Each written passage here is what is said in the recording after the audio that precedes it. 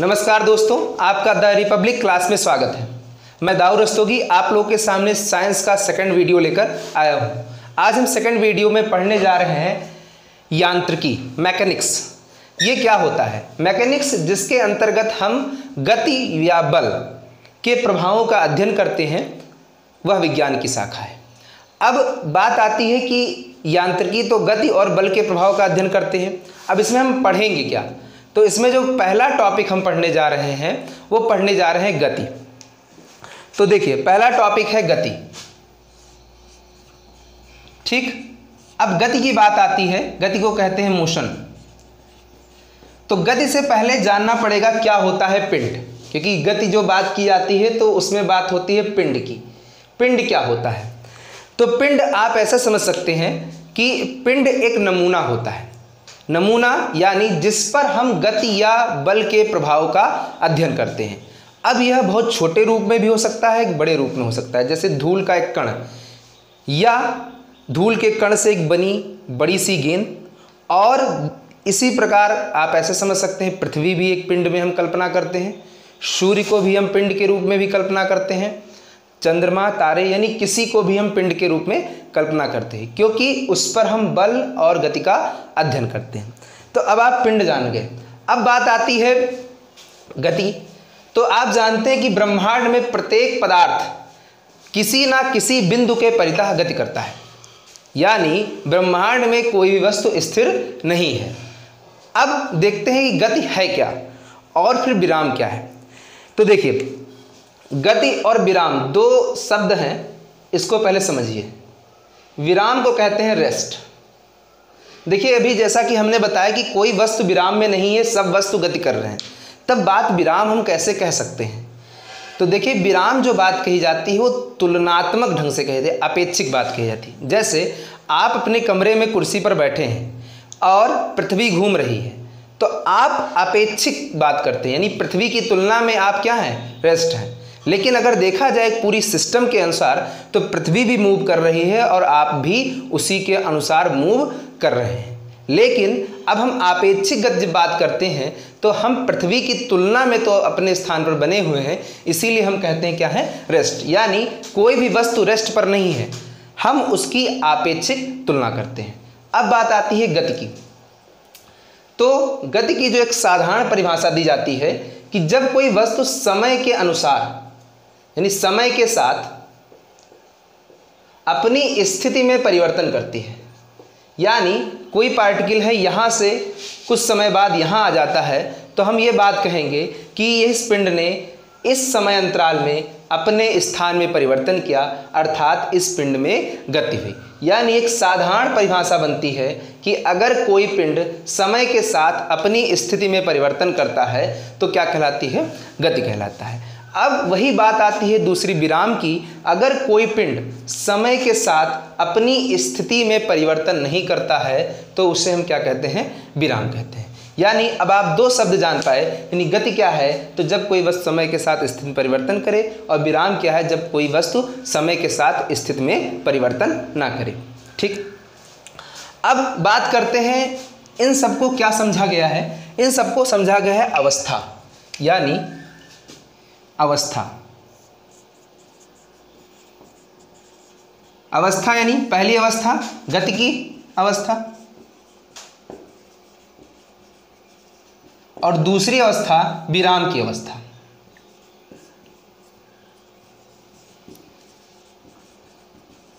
Physics में हम ये दो बात का अध्ययन करते हैं।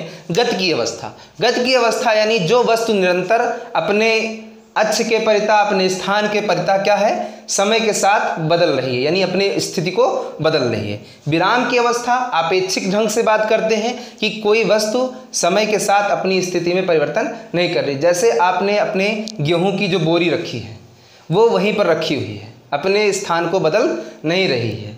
लेकिन अगर आप गति की अवस्था की बात करते हैं तो आपकी मोटरसाइकिल जब आप बैठ जाते हैं और स्टार्ट करते हैं तो आप देखते हैं कि आप कभी यहाँ, कभी लखनऊ, कभी कहीं, यानी आप गति करते हैं। यानी जैसे ही मोटरसाइकिल पर बैठते हैं और मोटरसाइकिल स्टार्ट करने का दो आगे बढ़ाते हैं और वह चलने लगती है तो वो किस अवस्था में होती है? गति की अवस्था में। लेकिन अगर आप कहीं कुर्सी पर बैठे हैं तो वह अवस्था क्या होती है, विराम की अवस्था। चलिए, तो आपने गति की अवस्था और विराम की अवस्था पढ़ी। अब इसके आगे जो हम पढ़ने जा रहे हैं वह है टाइप्स ऑफ मोशन, यानी गति के प्रकार। कौन कौन से गति के टाइप्स हैं, चलिए जानते हैं गति के प्रकार के बारे में।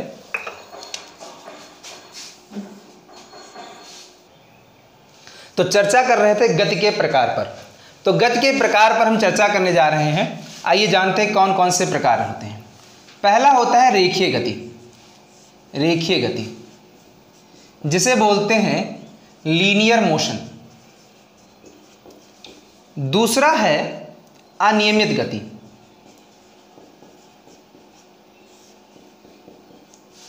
ठीक है, दूसरा क्या है, अनियमित गति, जिसे बोलते हैं रैंडम मोशन।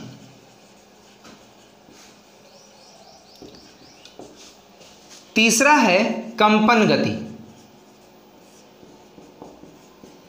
जिसे बोलते हैं वाइब्रेटरी मोशन। ठीक है, उसके बाद अगला है वृत्तीय गति, जिसे बोलते हैं सर्कुलर मोशन। ठीक, और अंतिम है एक समान गति,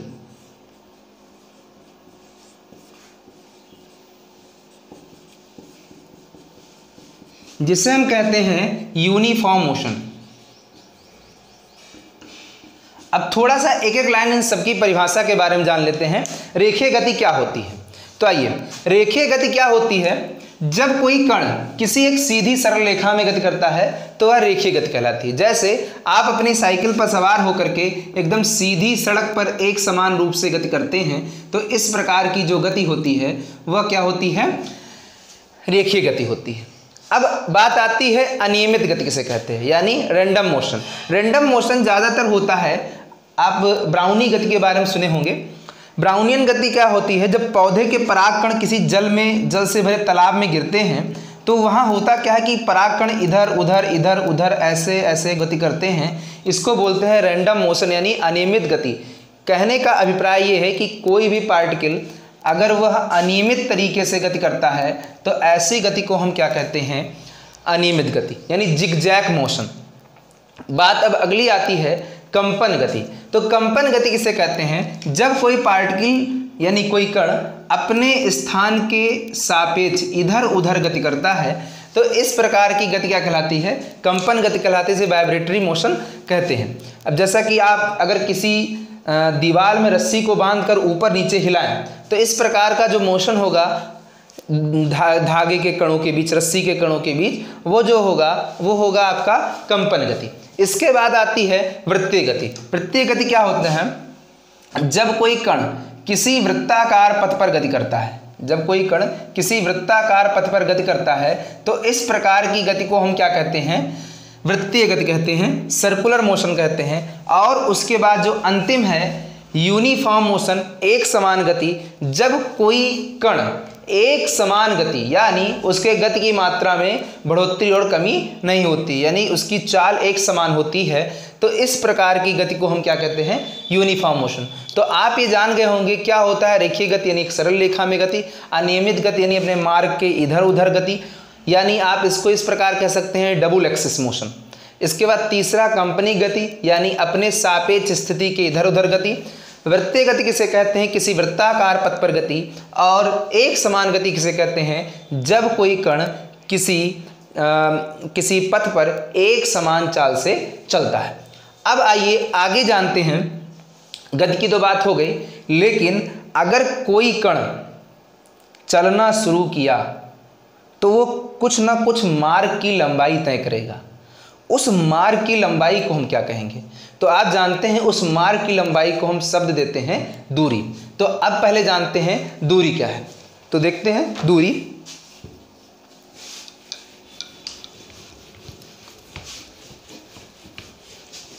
चलिए जान लेते हैं दूरी क्या है।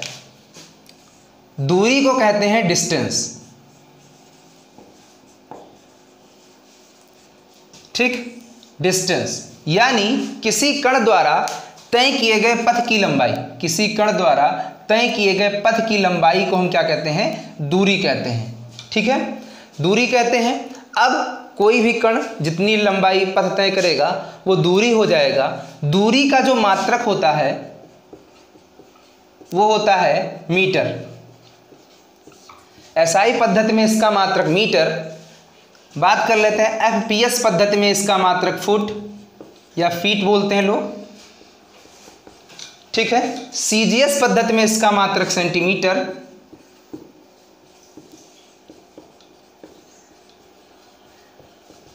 ठीक है, यानी अब आप इस चीज को समझ गए होंगे, दूरी का मात्रक मीटर, एफपीएस पद्धति में फुट, सीजीएस पद्धति में सेंटीमीटर। एक बात और आती है, दूरी एक प्रकार की अदिश राशि है। यह सबसे इंपॉर्टेंट पॉइंट है। यानी दूरी अदिश राशि का आशय यह है कि जिसकी दिशा निश्चित ना हो। कण किसी भी प्रकार की गति करे और जितने भी मार्ग तय करेगा वही हमारी क्या बन जाएगी? दूरी। इसी का एक दूसरा प्रारूप है जिसका नाम है विस्थापन,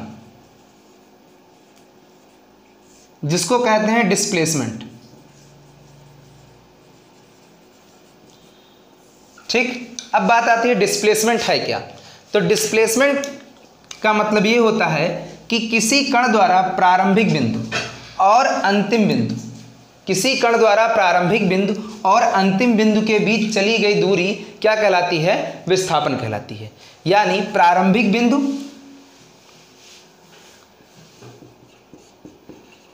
और अंतिम बिंदु, यही डिफरेंस है दूरी और विस्थापन में। अब बात आती है कि इसका मात्रक क्या है। तो सेम कंडीशन, इसका भी मात्रक जो है वो मीटर है, मात्रक मीटर है। एफपीएस में भी इसका मात्रक क्या है? फुट यानी फीट। और सीजीएस में इसका मात्रक है सेंटीमीटर। ठीक है, अब यहां पर बात आती है कि दूरी अगर अदिश राशि है तो विस्थापन राशि है सदिश। अब दोनों में एक छोटा सा अंतर है, उसको भी हम एक लाइन से समझ लेते हैं। जैसे अगर कोई कण एक त्रिभुजाकार पथ पर गति कर रहा है, ठीक है, एक त्रिभुजाकार पथ पर गति कर रहा है और आपसे कहा गया कि ये दूरी 5 मीटर, 4 मीटर और यहाँ है 7 मीटर। तो अभी आपने देखा ये एक त्रिभुजाकार पथ है जिस पर कोई कण गति कर रहा है, यानी ये दूरी ए से बी तक की जो है पथ की लंबाई वो 5 मीटर, बी से सी तक लंबाई 4 मीटर और ए से सी तक लंबाई 7 मीटर। अब आपसे यहाँ पर 2 प्रश्न पूछे जाएंगे। अगर कोई व्यक्ति यहाँ से चलता है और वह चल करके ए से चल करके सीधे पहुँचता है सी पर, तब 2 प्रश्न, यानी दूरी, कितना डिस्टेंस ट्रेवल किया। तो अब आप देख रहे हैं यानी 5 और ये 4 कितना हो गया? 9 मीटर। यानी अगर कोई कण ए से सी पर पहुंचा तो उसके द्वारा तय की गई जो दूरी है यानी लंबाई है वो कितना है? 9 मीटर। अब दूसरा प्रश्न यहीं पर अगर आपसे पूछा जाए कि अगर कोई कण ए से बी होते हुए सी पर गया और उसका विस्थापन कितना है, तो विस्थापन यानी प्रारंभिक बिंदु और अंतिम बिंदु के बीच की दूरी, ये प्रारंभिक पॉइंट यानी इनिशियल पॉइंट और ये है फाइनल पॉइंट, और इनके बीच की दूरी कितने मीटर है? 7 मीटर है। तो यानी यहाँ से स्पष्ट हुआ विस्थापन इसका कितने मीटर है? 7 मीटर, और दूरी कितने मीटर है? 9 मीटर। यानी आप ये चीज़ समझ गए होंगे कि वह दूरी ज़्यादा होगी अपेक्षाकृत विस्थापन के, लेकिन कई परिस्थितियों में दूरी विस्थापन बराबर होगी। जैसे मान लीजिए इस पथ पर कोई कण यहाँ से यहाँ तक गया, ये पथ की लंबाई 5 मीटर है, ठीक है। तो अब अगर कोई वस्तु यहाँ से यहाँ पर पहुँची है तो उसने दूरी भी 5 मीटर तय की होगी और विस्थापन भी 5 मीटर। क्यों? क्योंकि प्रारंभिक बिंदु और अंतिम बिंदु के बीच की दूरी 5 मीटर है। अब यहीं पर एक बात और आ जाती है जिस पर क्वेश्चन पूछा जाता है इसी पर, कि जैसे कोई कण एक वर्गाकार पथ पर गति करता है, वर्गाकार, वो पॉइंट ए से चलना शुरू करता है और इस वर्ग की भुजा की लंबाई 2 मीटर ठीक, ए से चलना शुरू करता है और अगर वो बी पर पहुंचता है तो ए से बी तक डिस्टेंस यानी दूरी डी ए बी बराबर कितने मीटर? 2 मीटर। ठीक, लेकिन अब यहां पे विस्थापन की बात की जाए तो उसको भी हम डी से रिप्रेजेंट करते हैं, इसको कैपिटल डी से लिख देते हैं। वो कितना आ जाएगा? 2 मीटर। लेकिन अगर यही पिंड घूम करके ए से ही चलकर ए पर ही पहुंच जाए तो यहां पर दूरी कितनी आ जाएगी? वो आ जाएगी 2, 2 4, 2 6, 2 8। लेकिन यहां पर जो विस्थापन होगा वो हो जाएगा 0, क्योंकि जो वस्तु जहां से चलना शुरू किया वहीं पर पहुंच गया, उस स्थिति में विस्थापन 0 हो जाएगा। अर्थात प्रारंभिक बिंदु और अंतिम बिंदु के बीच की दूरी 0 है।